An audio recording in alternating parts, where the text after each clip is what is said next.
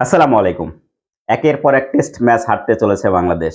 এই হার যে কবে শেষ হবে, কবে যে জয়ের দেখা পাবো, কবে যে বাংলাদেশ টেস্ট ক্রিকেটে জয় পাবে এটা এই মুহূর্তে বলা খুবই মুশকিল। কারণ বাংলাদেশ যেভাবে হারছে, যে ধরনের ক্রিকেট খেলছে একদমই কোনো প্রকার প্রতিদ্বন্দ্বিতা, কোনো প্রকার কন্টেস্ট তারা কিন্তু করতে পারছে না টেস্ট ক্রিকেটে।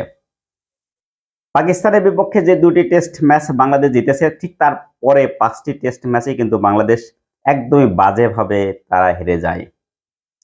ওয়েস্ট ইন্ডিজের বিপক্ষে হয়তোবা কিছুটা প্রতিদ্বন্দ্বিতা আমরা হয়তোবা ভেবেছিলাম বাংলাদেশ করতে পারবে, কিন্তু সেখানেও একদমই একই রকম ক্রিকেট।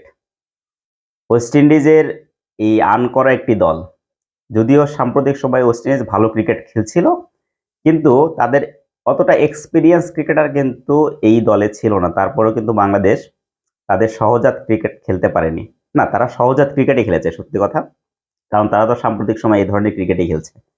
তবে টেস্ট ক্রিকেটে জয় আনতে হলে বা টেস্ট ক্রিকেটে জয়লাভ করতে হলে অবশ্যই out of the box cricket খেলতে হবে।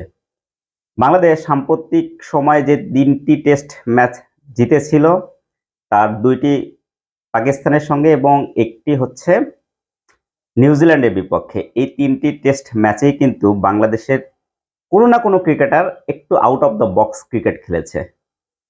আপনি যদি টেস্ট ম্যাচে জয়লাভ করতে চান বা বাংলাদেশের মতো দলের জন্য যদি টেস্ট ক্রিকেটে জয় আনতে চায়, বাংলাদেশ যদি জয়লাভ করতে চায়, অবশ্যই একটা ইন্ডিভিজুয়াল ভালো ইনিংস খেলতে হবে। বাংলাদেশ সাম্প্রতিক সময়ে বিশেষ করে এই ৫টি টেস্ট ম্যাচ যে খেললো, সেখানে কোনো ক্রিকেটার ইন্ডিভিজুয়ালি কোনো ক্রিকেটার কিন্তু আউটস্ট্যান্ডিং ক্রিকেট খেলতে পারেনি।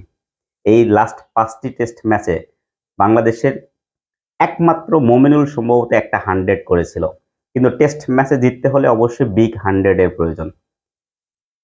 যেটা আমরা পাকিস্তানের বিপক্ষে যে ২টি টেস্ট ম্যাচ জিতেছিলাম সেখানেও দেখেছি। একটা টেস্ট ম্যাচে মুশফিকুর রহিম 191 রানের একটা ইনিংস খেলেছিলেন এবং আরেকটি টেস্ট ম্যাচে লিটন কুমার দাস তিনি 138 রানে একটা ইনিংস খেলেছিলেন, যে কারণে কিন্তু ওই ২টি টেস্ট ম্যাচ জেতা সম্ভব হয়েছিল। যদি এই ধরনের বড় ইনিংস যদি না খেলা যায়, তাহলে কিন্তু টেস্ট ক্রিকেটে জয় পাওয়াটা খুবই খুবই খুবই মুশকিল।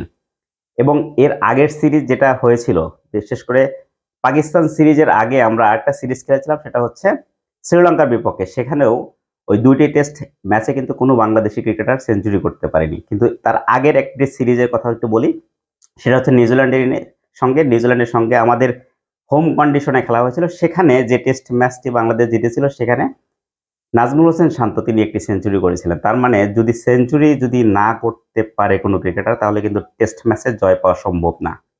এই কারণে বাংলাদেশ বারবারই এই ধরনের বাজেভাবে ক্রিকেট ম্যাচগুলো হেরে যাচ্ছে। বাজেভাবে ম্যাচগুলো হারার পিছনে ওই ইন্ডিভিজুয়াল স্কোর কিন্তু এই জায়গায় বড় একটা কারণ হয়ে দাঁড়িয়েছে।